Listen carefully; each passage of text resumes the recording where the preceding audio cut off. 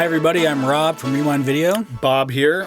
We're here today with a mini episode to talk about the new Alien movie, Alien Romulus. Alien Romulus, yes. And just to start the conversation off, I should tell you, I haven't seen this movie. Yeah, neither have I. We're We're here to talk about the title. Yeah. But no, Cool I know you had seen it, and I forgot.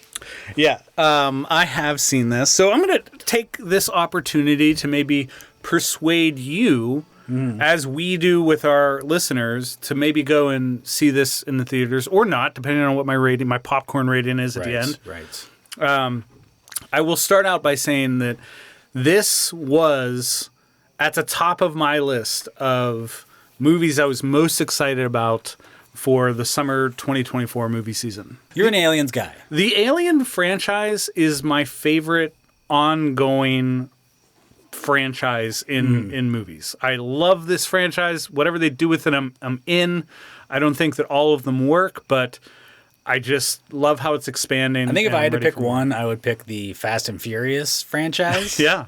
And I don't think you're being sarcastic. Oh, no. Yeah, no, that's absolutely yours. not. Yeah, yes. your Alien. I'd have to maybe look back on, but I think like the only one that comes to mind right now that could possibly be my favorite is Fast and Furious. So I understand. You understand the feeling, the idea of a favorite franchise. Yeah, and so I had the privilege of actually getting to see Alien Romulus on the night of its premiere at Grauman's Chinese Theater in Hollywood. So are you trying to big time me and the audience? I mean, no, not really. I mean, because not everyone got invited to that. Yeah, they plucked some select fans from around the country. Very select employees of Rewind Video. I get it. Walk the red carpet with us. I get it. Yeah. So how was that? That was extraordinary. So a brief digression from our Alien talk. That theater is incredible. It's been open since 1927, and there are several screens, but there's one main screen, which is their IMAX theater, and it's extraordinary. I know that everybody doesn't have the opportunity to go out and see a movie at this theater, but boy, if you ever make it out to LA, whatever is playing, it's worth going there because it's a true IMAX screen. It's like 5 stories tall, and the theater itself is so ornate and preserved, and boy, just like walking into that place, you feel like you're somewhere important. That's incredible. Yeah, it was great. So, and the movie going experience was really wonderful. I'm used to showing up at the theater and sitting through a half hour of commercials and trailers, and the movie starting 30 minutes late. Here it was 10 minutes, no commercials, just trailers. I can deal with that. Only a couple of them, and then you're into the movie, which was wonderful. Great. Yeah. But we're here to talk about Alien. Yeah, we're here to talk about Alien, the Alien franchise in general, I guess, but also how was the movie? I really enjoyed it. I was cautiously optimistic. I mean, the Alien franchise has had some real ups and downs, but I would characterize this as a true up, and mostly because it's doing a lot of things right. It's returning to, I think, the franchise's core, which is trying to scare people. And not all of the Alien movies are doing that, but this one does. That's what I want it to be. Yeah, it's scary again. And I think you have a pretty compelling cast. When I saw the previews for this, I was a little worried because Kaylee Spaney, who plays the lead role, who we saw in Civil War, struck me as too young. I was like, why? This just feels like she doesn't have the same gravitas as Sigourney Weaver. She's 26 in real life. Sigourney Weaver was 28 when she filmed Alien. So she does have a younger look to her, though. She does, yeah. Whereas Sigourney Weaver was, very much an adult look. She just has a look to her. I agree that it's a little bit more mature. The movie embraces the fact that she looks younger and she is on the young side by kind of having us follow this group of youths that are they're headed out to smuggle something off of a ship that is infested with an alien presence.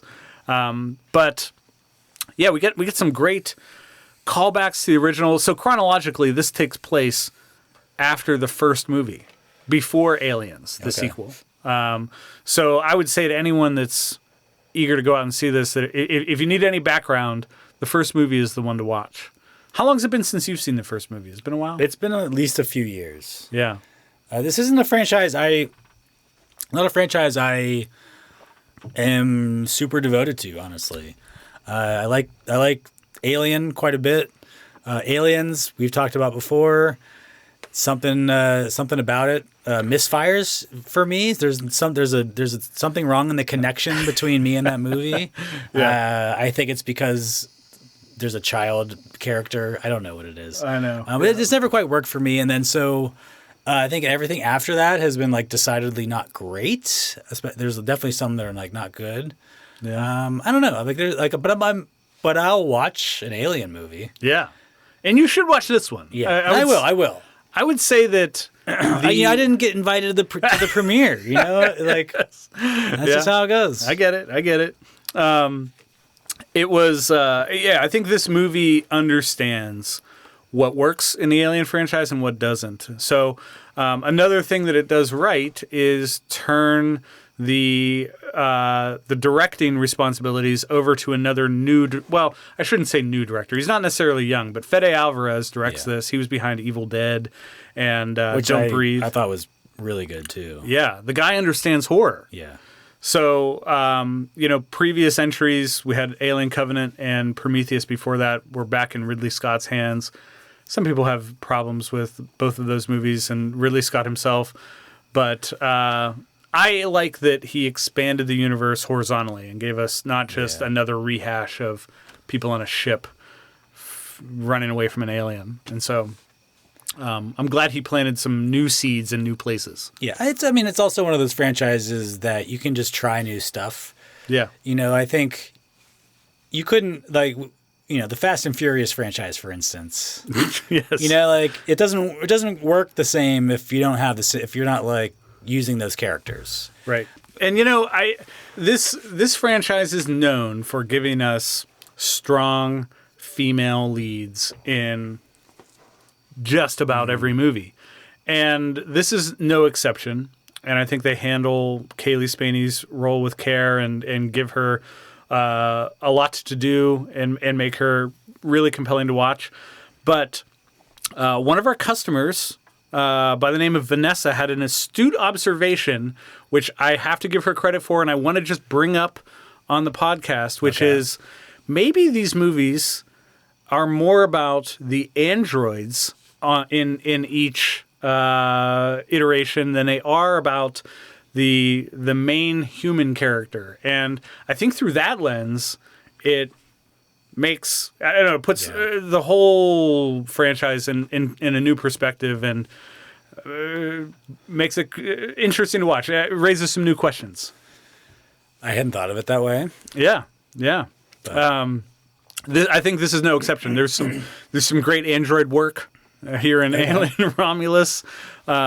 We do get the character of Andy, played by David Johnson, who some people might recognize from the HBO show Industry, which is a great watch. But he shows up here. I don't know that you're prepared to do this, but I can't resist the urge to offer my ranking of the whole Alien franchise, all 9 movies, just real quick. I am not prepared. I couldn't come up with a ranking of all. I haven't seen all of them, I don't think. Yeah. But I'm ready for yours. Well, I'm excited to provide it. So, obviously, with any new Alien movie, I'm excited to go back and rewatch some old ones, and I returned to a few that I hadn't seen in a while. Here's my new order, which includes Alien Romulus, and this might speak to my popcorn rating. I'm going to start with my favorite of the bunch, which is Aliens. I'm not ashamed to say it. Number 1 for you. Aliens is number 1. Strong popcorn. Yeah, strong. Lots of popcorn there. Highly rewatchable. Yes. The most rewatchable of all the Alien movies, in my opinion. A very close second, of course, is the original. After that, Alien Covenant, which is Ridley Scott's most recent, has catapulted into 3rd place. And then we have Alien Romulus. Alien Romulus is now number 4 for me. Okay. Yeah, so it's high up there. After that, Prometheus, Alien Resurrection. Then you got Alien vs. Predator 1, followed by David Fincher's unfortunate foray into this this hallowed franchise. So you're with putting Alien 3. Alien versus Predator above Alien 3. Yes. Interesting. Alien versus Predator 1, for as ridiculous as it is more fun to watch and a more coherent watch than Alien 3. And I'm ready to... Yeah, Alien 3 is not great, but it's I didn't mind it. Yeah? Yeah. You should see Alien versus Predator. That's true. I mean, yeah. I mean, I would... Neither of the Alien versus Predator movies are... were really worth watching. I was kind of under the impression that I should avoid those. They seem very bad. They're bad. But I also think Alien 3 is pretty bad. And I guess some people think that too. I did watch Alien 3 and I was like, yeah, it's fine. It's got some problems, yeah. Compared to like Alien, it sucks, but like that's not fair. I'm being critical of it perhaps more than I should because of the movie it could have been. Yes. Than the movie that it is. I see that. But yeah, at the bottom of the list for me is Alien vs. Predator 2, which is all but unwatchable. Yeah. Wow. I won't be. Don't go to that watching that one. Yeah, but yeah, Romulus is number 4 for me, and I'm really excited about what this is doing. It does such a good job of paying homage to the important things in this franchise, from just set design to wardrobe. There's even some nice nods to the Alien Isolation video game that are woven in here For the nerds. For the nerds, yeah. But Fede Alvarez understands horror, and this is a franchise that does well when it tries to scare us. All right, I'm in. Are you giving it popcorn? Popcorn. Popcorn? I'm in. I'm going to see this movie. Can't wait. I'm excited for your review when you get to it. But yeah, go out to the theater and see this. It's great on the big screen. And we have more Alien to look forward to. There's a TV show coming out on Hulu next year. So brace yourself. When Disney takes over some of these franchises that it inherits, it does well. Yeah, I mean, some of them. Them. Yeah, we'll see. Star Wars to be determined. Okay, yeah, well, Star Wars is not such a good one, but the Predator franchise, the Omen franchise, it resuscitated those in a nice way, and I think Alien as well. I was nervous, but I'm encouraged by what's happened. Well, I kind of figured it was getting a popcorn when you were so excited about it. You had to record a solo mini episode before I had seen the movie. I think that's a wrap on our thoughts about Alien Romulus and the Alien cinematic universe in general. Thanks for letting me talk about it. Oh, of course. I'm here for that whenever you need it. Yeah. And when I'm not, the customers can't wait to hear about it from behind the register. Hey, there's going to be times where the roles are reversed here, and you're going to need to sell me on a movie. It's going to happen. Be sure to check out our regular episodes every other Thursday and follow us at rewindvideopod.com. We'll see you next time. Hail Satan. Seriously, hail Satan.